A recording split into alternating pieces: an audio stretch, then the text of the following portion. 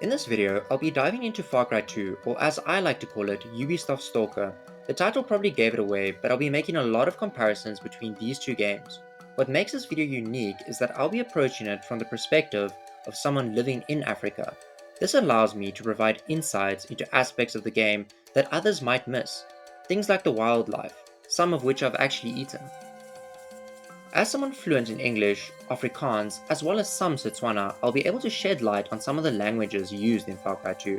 Some of the mercenaries in the game are South African and speak Afrikaans, and some of the things they say are hilarious. When it comes to gameplay comparisons, I'd argue that Far Cry 2 is the closest you'll get to an African Stalker. Both games are brutally difficult, though Stalker definitely edges out in terms of sheer challenge. In both games your guns jam when you need them most. I'll be playing Far Cry 2 on the hardest difficulty, similar to Stalker's master difficulty, to really get the full experience. What sets these games apart though is how they handle survival mechanics. While Far Cry 2 doesn't require you to eat, drink, or even manage bleeding wounds like Stalker does, it compensates with brutal healing animations, the added stress of limited save points. In Stalker, you can save scum to your heart's content, but Far Cry 2 only allows saving at specific safe houses or checkpoints, which are few and far between. This means that if you've driven across the map for a mission and die, you sent all the way back to your last save point. This mechanic can feel almost as stressful as Dark Souls, where you're desperately hoping to find the next bonfire. Except, in Far Cry 2, there's no recovering your souls after your death. One feature in Far Cry 2 that lightens the load is the buddy system. Your buddy can save your life once a day if you're about to die. However, this isn't always as helpful as it sounds, as sometimes they'll put you in an even worse spot, leaving you vulnerable to another quick death. Let's get into it. I've chosen my character and the game begins with a long, atmospheric drive. During the journey, you spot a buffalo crossing the road, a moment that hit me personally. Having been charged by a buffalo in real life, I can attest to how intimidating they are. Let me just say, the experience left me almost wetting my pants. Almost. As the driver continues, we're stopped at a checkpoint. The guards seem to be speaking Zulu, which immediately caught my attention. A second man approaches, and the driver diffuses the situation by saying he'll buy them some beer. This interaction felt eerily familiar, reflecting a reality in South Africa, where some officials, like police officers, accept bribes in the form of alcohol, or even if you're lucky, something as simple as a 2-liter Coke. Corruption in law enforcement is a well-known issue here, and the game captures this dynamic with unsettling accuracy. Eventually, we arrive at our destination, but not without another challenge: Malaria. The protagonist becomes seriously ill, setting the tone for the harsh and unforgiving world of Far Cry 2. From the very start, the game doesn't just immerse you in its setting, it also mirrors real-life struggles and dangers, making the experience feel all the more grounded and impactful. Malaria is an extremely dangerous disease in certain parts of Africa. It's a disease that hits close to home for me, as I've known several people who've contracted it, and my great uncle passed away because of it. While malaria, most lethal to children under the age of 5, anyone can be at risk, as the disease is transmitted through mosquito bites. If you're planning to travel to South Africa or other parts of Africa, it's vital to take precautions. Always carry enough bug spray and try to keep your body covered, especially in the evenings when mosquitoes are most active. That said, malaria isn't a risk everywhere in Africa. The game's portrayal of malaria adds a layer of authenticity and tension, grounding the experience in the harsh realities faced by many people living in or traveling through these regions. The game begins with a wake-up scene that feels almost identical to Far Cry 3. Chaos quickly ensues as the place is attacked. I adjusted the sensitivity settings, ran out only to get knocked unconscious, and then woke up to a man assigning me to my first task: clearing a safe house. The driving in Far Cry 2 was a real challenge for me as a kid. I'd always end up in the water and I hated the game for it back then. I'd always say it's the game with the cuck driving. Looking back now, I have no idea what I was thinking. The driving is actually very responsive and handles well. Once I reached the safe house, I was thrown into my first combat scenario. It was tougher than I'd expected. I ran out of ammo quickly, missing most of my shots, but I managed to pick up a shotgun.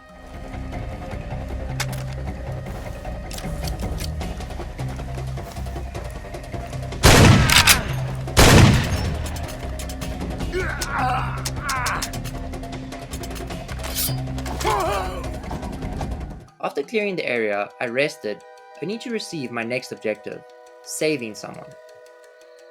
This mission served as an introduction to the game's freedom of approach. You encountered to tackle objectives in multiple ways. I scouted the base, appreciating the need to physically pull out the map, a small but immersive detail. I attempted a stealthy approach, but things didn't go as planned.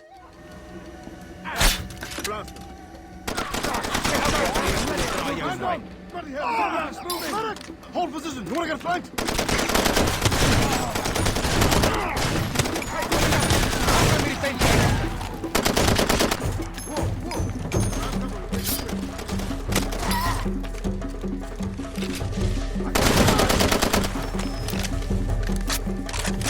Second base done, against me.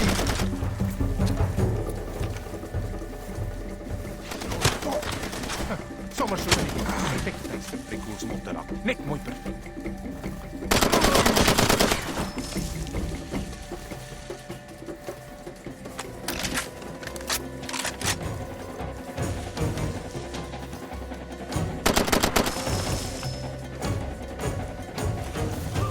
After a difficult fight, I managed to save my first buddy.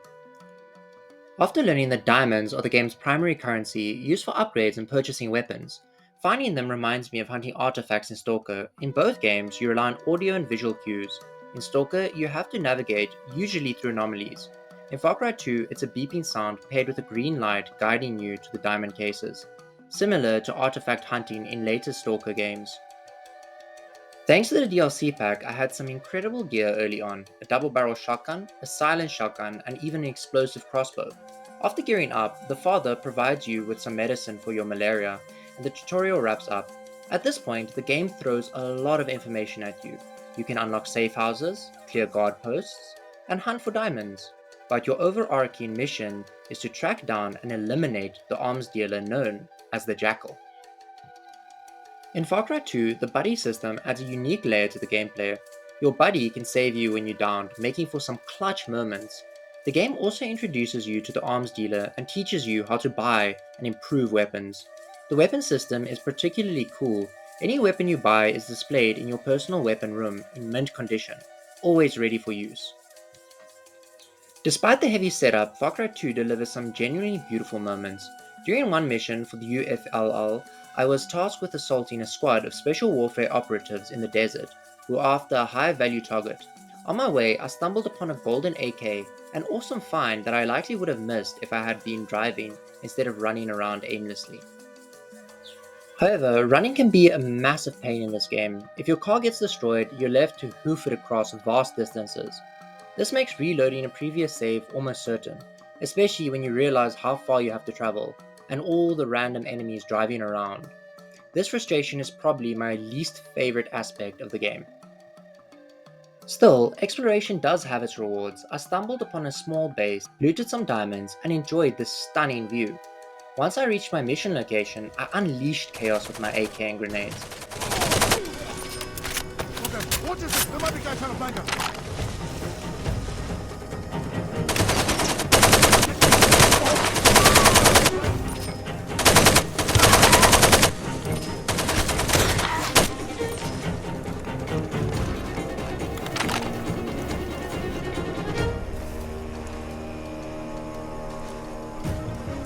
Come on, we're talking real nice.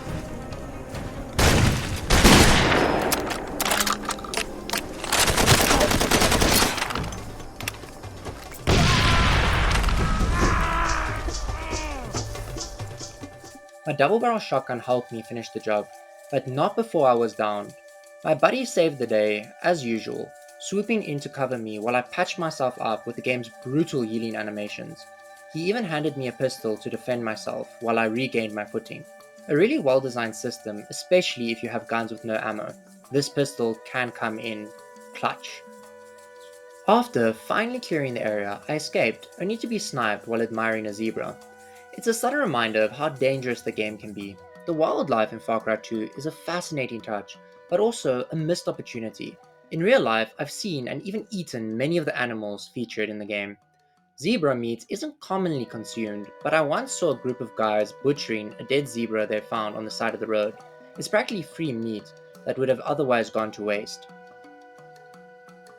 Other animals, like wildebeest, are commonly hunted and even turned into biltong, a type of dried meat.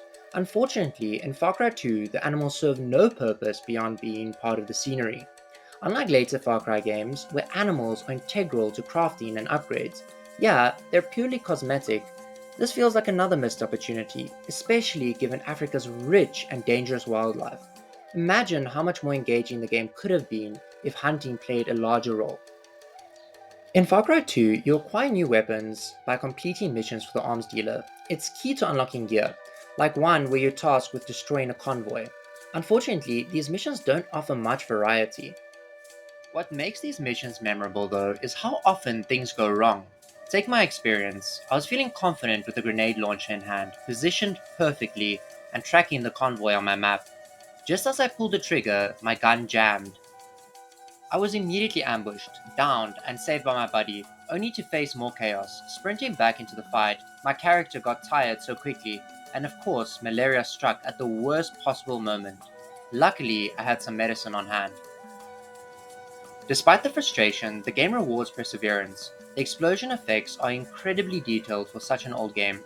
Watching trees shatter and leaves scatter adds a level of immersion that's deeply satisfying. The environmental destruction makes every battle feel impactful, even when things go sideways. On my next arms dealer mission, I was ambushed while driving. My car broke down at a checkpoint, and I had to quickscope my way out. It's cool that you can shoot through light materials like zinc sheets or metal panels. It adds another layer of strategy to firefights. What's over there?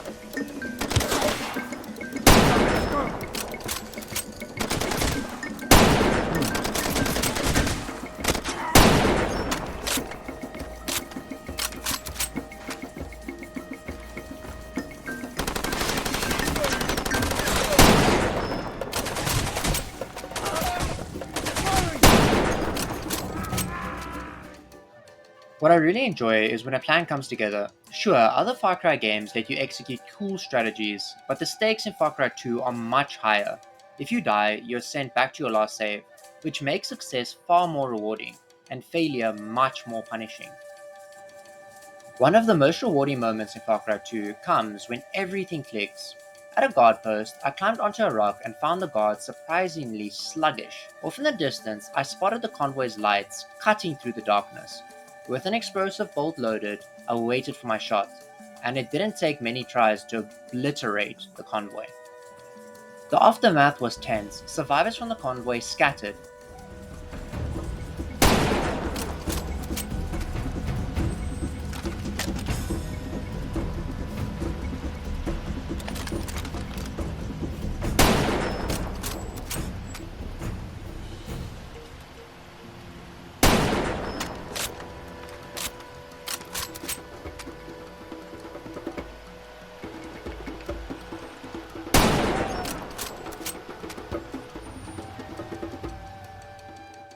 I sniped one from a distance, which promoted the rest of them to push my position up on the rock.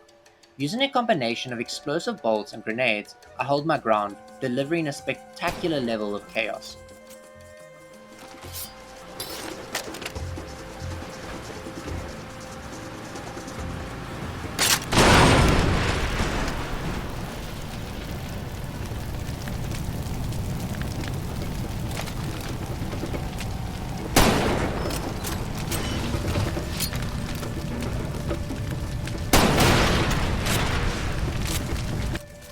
Once the dust had settled, I stood and admired the destruction I'd caused, illuminated by a raging fire against the night sky.